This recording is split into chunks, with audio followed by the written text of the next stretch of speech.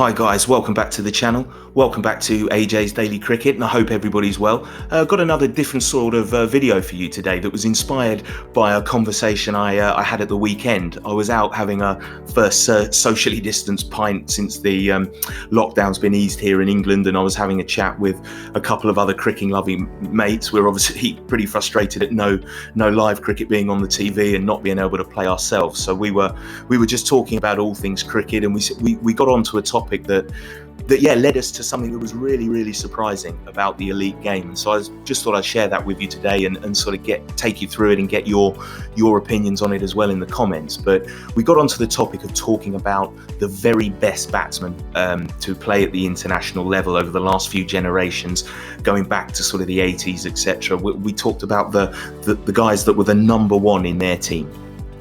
And whether that was on aesthetics or sort of just run scoring ability, it was a combination of who was the very best player in their side. And so we started off talking about India. And obviously at the moment there's Virat Kohli. Before him there was Sachin Tendulkar, and before Sachin, because he was around for such a long time, that's Sunil Gavaskar at the end of the 80s when he retired. We then looked at Australia. We talked obviously about Steve Smith and the amazing things he's been doing over the last few years. And prior to him, we thought Michael Clarke was the best player in his team. Before Michael Clarke, there was Ricky Ponting. Obviously one of the greats ever, so he was there, and before him there was Steve Waugh. In terms of the runs he scored and the volume of runs, definitely sort of rightful claim to be the best player in that side.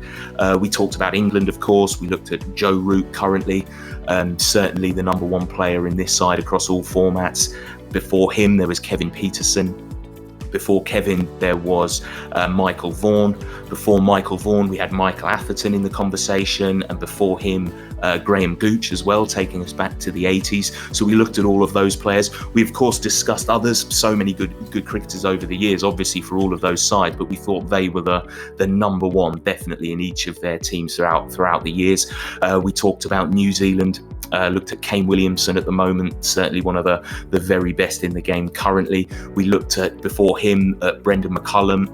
Before Brendan McCullum, sort of Martin Crowe, and then before Martin Crowe, the Glenn Turners of this world. Talked about those guys and sort of how great a player they were, but the fact that they were certainly the number one, as I say, in their era. We looked at Pakistan, of course, discussed Babar Azam at the moment.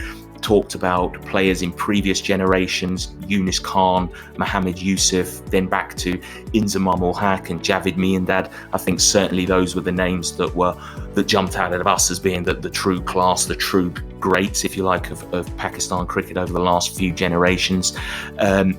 We looked at South Africa. They're not a vintage side at the moment, certainly not a vintage South African side at the moment, but I think Faf du Plessis is probably their best player across all formats. Before him, obviously, you've got A.B. de Villiers, absolute icon of the game, and certainly the best player in his side. And before A.B. de Villiers, there was Jacques Kallis, again, another all-time great of the game. But from a batting perspective, certainly the dominant force in his South African side. So we looked at all of these teams, and we went back and discussed a lot of names over a lot of years.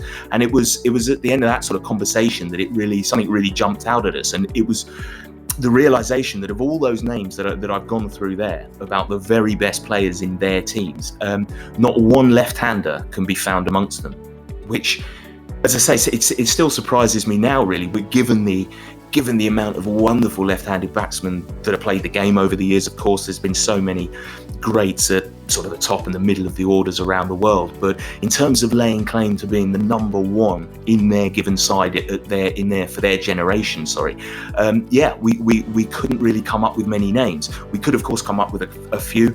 We talked about Sri Lanka, and we looked at Kumar Sangakkara.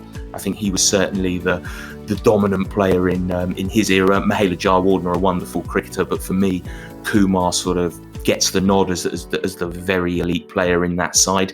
And obviously with Sri Lanka, there was Jayasuriya beforehand. And we looked at the West Indies, where, of course, Brian Lara, certainly the generational talent of the whole of cricket, let alone just West Indies when he was playing. So Brian Lara, obviously the best throughout his generation for the West Indies, and then was replaced by Chris Gale.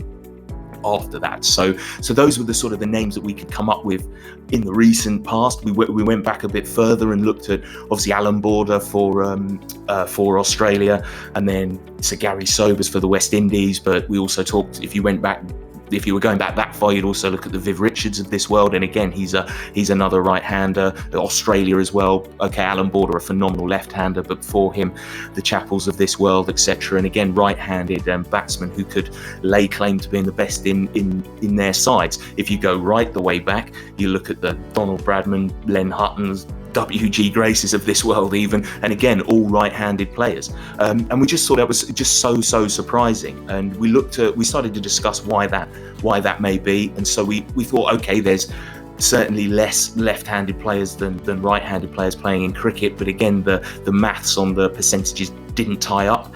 I think they say there's 20% roughly of international batsmen, certainly test match batsmen, are left-handed, but I think when you look at top order players, that sort of percentage doesn't really map out as true, because I think there's a higher proportion of left-handers at the top of the order, so the statistics in that respect are a little bit misleading. And we also looked at bowlers. We thought, okay, does it apply with bowlers as well? But when we looked at the left-handed bowlers, we were suddenly naming players like, of course, Wasim Akram, one of the greatest of all time, definitely the best in his side. There was Zaire Khan's era, Chaminda Vaas, Mitchell Johnson, Sir Gary Sobers, again looking at Sir Gary as the all-rounder.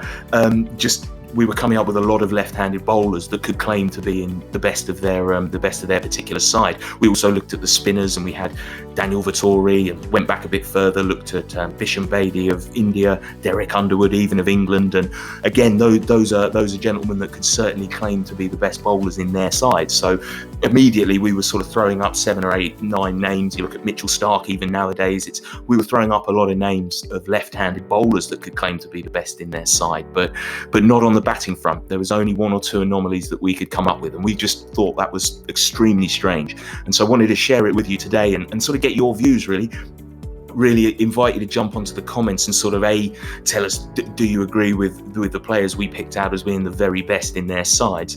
And also, if you do, just tell us why you think that is, why they are all right-handed.